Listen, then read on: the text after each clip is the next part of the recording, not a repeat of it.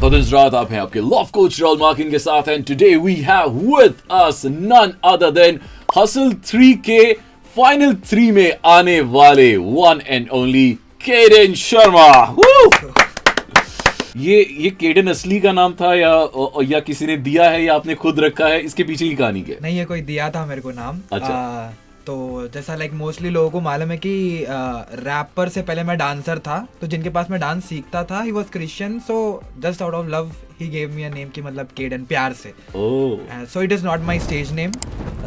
लोगों को लगता स्टेज नेम है वो मेरा। And then I got to know कि केडन बोल के अमेरिका में भी एक आर्टिस्ट है, सो आई एडेड शर्मा केडन के आगे to make it the one and only. Actually तो जब मैं आपके बारे में सर्च कर रहा था तो 2-3 केडन आए, उनमें से एक केडन लड़की भी थी।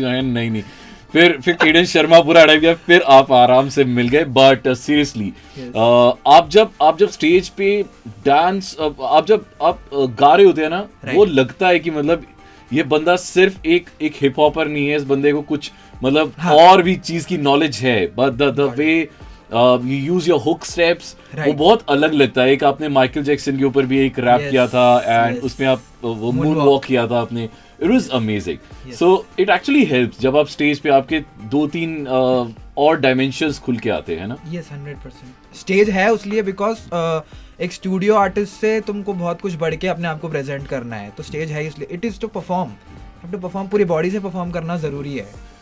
सो आई थिंक कि मतलब I was born to perform. I was born to be on the stage, so it just comes out naturally. आपके सामने जैसे अभी माइक यहाँ पे पड़ी है, the moment जब आप स्टेज पे होते हैं, माइक आपके सामने आती है, सबसे पहली चीज जहन में क्या होती है? कुछ भी नहीं होता जहन में एक्चुअली, टू बी ऑनेस्ट। मतलब वो मोमेंट इतना मतलब मेरे को बहुत मैजिकल फील होता है। I feel like when I come on the stage, mic हाथ में आता, उसके बाद जो भी है ऊपर वाला कर रहा है, I am doing nothing. I feel like that because दिमाग में कुछ चलता ही नहीं, it's just happening automatically. Like मैं बाद में जब आई सी मेरा खुद का म्यूजिक वीडियो, जब वीडियो आता था कानफोर्ड म्यूजिक पे, लाइक मैं ऐसा परफॉर्म करा था because I don't do anything intentionally when I am on stage.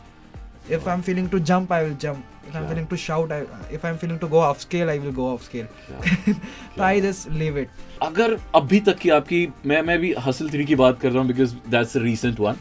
Yes. उसमें आपकी जितनी भी परफॉर्मेंसेस रही हैं, सबसे अमेजिंग, सबसे कानफोड़ आपके हिसाब से कौन सी थी? ओरिजिनल आर्टिस्ट जो गाने में मैं फंबल हुआ था, तो मेरे लिए वो बहुत कानफोड़ इसलिए है क्योंकि that was something out of the box, that was something very extraordinary। और ऐसा कुछ गाना मतलब वो सुन के ही लगना, तो मेरे लिए वो कानफोड़ इसलिए था कि बिकॉज आई फेल्ट कि मतलब ये कुछ अलग आई हैव क्रिएटेड। सो भले उस पे रेस्पॉन्स वगैरह वो सब नहीं आया because of the fumble and all, but अंदर से that's my favourite performance on hustle and that's my like I feel like it was a कानफोड़। I also remember एक टाइम पे I must admit this कि honestly मैं TV बिल्कुल नहीं देखता हूँ, बट अगर MTV को किसी शो ने रिवाइव किया है दैट इज हसल। 3 सीजन्स बहुत कमाल के रहे हैं, स्पेशली दिस थर्ड वन, बहुत अच्छे आर्टिस्ट निकल के हैं। और अगर मैं कहता हूँ टीवी अगर एक प्रोग्राम है जिसकी वजह से मैं असली में टीवी देखता हूँ दैट इज हसल। सारे बहुत अच्छे, उनमें से एक आपकी परफॉर्मेंस जिसमें I think Guru Randhawa was the जज और he gifted you his goggles also. So what was the story behind it? Grand finale में सीन ऐसा था कि जितने टॉप 6 थे, सो एवरी मतलब सब लोगों में से कोई ना कोई was opening for the finalist. For like king open for someone and इक्का भाई ओपन फॉर समवन, ऐसा। तो Guru Randhawa sir open for me. अच्छा। बस मेरा परफॉर्मेंस देखने के बाद वो खुशी से ही वाज लाइक क्या बोलूं मैं इसको, क्या दूं, तो लाइक चश्मा ले ले तू। तो आपने वो अभी तक संभाल के रखा हुआ है? हाँ, रखा हुआ है मेरे पास। मैं पहन के गया था हैदराबाद में, एंड वही पहन के निकला मैं एयरपोर्ट पे। वो वेलकम हुआ बहुत क्रेजी हैदराबाद में। ये कैसा फील होता है जब आप वापस होम टाउन जाते हो after becoming a street star to a celebrity star? वापस जब आप हैदराबाद गए तो कैसा लगा? घर पे क्या माहौल था? मैं तो नंब हो गया था। I was like stopping my self कि रो नहीं दूं। मतलब उतना होल्ड कर रहा था मैं खुद को। तब इतने छोटे छोटे बच्चे मतलब गाड़ी पे कूद जा रहे थे सीधा, एंड दे वर लाइक एक बार मेरा हाथ पकड़ लो, एक बार टच कर दो सिर्फ, कि मतलब इतना बड़ा इम्पैक्ट हुआ इन लोग की लाइफ पे। So it made me emotional. I was like इस पे मैं क्या खुश हूँ कि रो, समझ में नहीं आता। It was numb kind of feeling and same goes with the family also. Family की भी वही फीलिंग थी कि मतलब क्या बोल रहा है, क्या क्या ये जो इम्पैक्ट की हम बात कर रहे हैं, तो आपके ऊपर कोई एक ऐसा आर्टिस्ट जिसने आपके ऊपर सबसे ज़्यादा इम्पैक्ट छोड़ा हो जब आप इस प्रोसेस से गुजर रहे थे? इंटरनेशनल आर्टिस्ट है हॉब्सन। यस, अगर बाहर से समवन लाइक रियल, मतलब एज एन आर्टिस्ट अगर कोई मेरी लाइफ पे बहुत बड़ा इम्पैक्ट डाला तो it was Hobson, because he was talking about the same things जो बात मेरे को करना था। लोगों को मैट्रिक्स से निकाल के रियलिटी में लेके आना, that was my vision of like starting rap. मतलब असलियत से वाकिफ कराना है लोगों को। So Hobson inspired me a lot और उनका इम्पैक्ट भी बहुत पड़ा मेरी आर्ट के ऊपर। असल की बात करते हैं, असलियत वाली जिंदगी जो जब रियलिटी शो के बाद स्टार्ट होती है, हसल के बाद की जो हसल है, yes, how is it treating you? अब जब आप हसल से बाहर आ गए, Right. अब लाइफ की असली जो हसल देखते हैं, सो अब कैसा फील होता है? इट फील्स कि मतलब कोई भी एक आर्टिस्ट को एक अच्छे प्रैक्टिस की ज़रूरत है, एक अच्छी ट्रेनिंग की ज़रूरत है to excel in his art, and वो मेरे को हसल से मिल गई बहुत अच्छी वाली।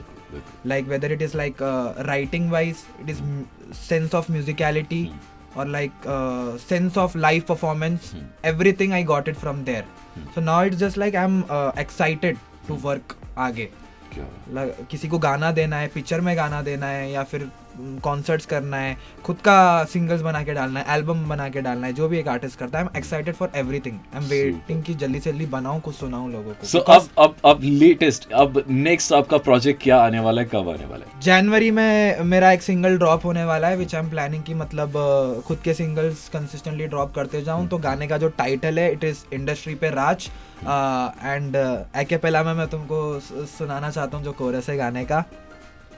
घर से निकला सर पे कफन, आया करने सब कुछ दफन, किसके बाप से नहीं डरता हूँ सर पे ताज, रखा इंडस्ट्री में कदम, इनसे हो रहा नहीं हजम, अब तो करता हूँ पूरी इंडस्ट्री पे राज।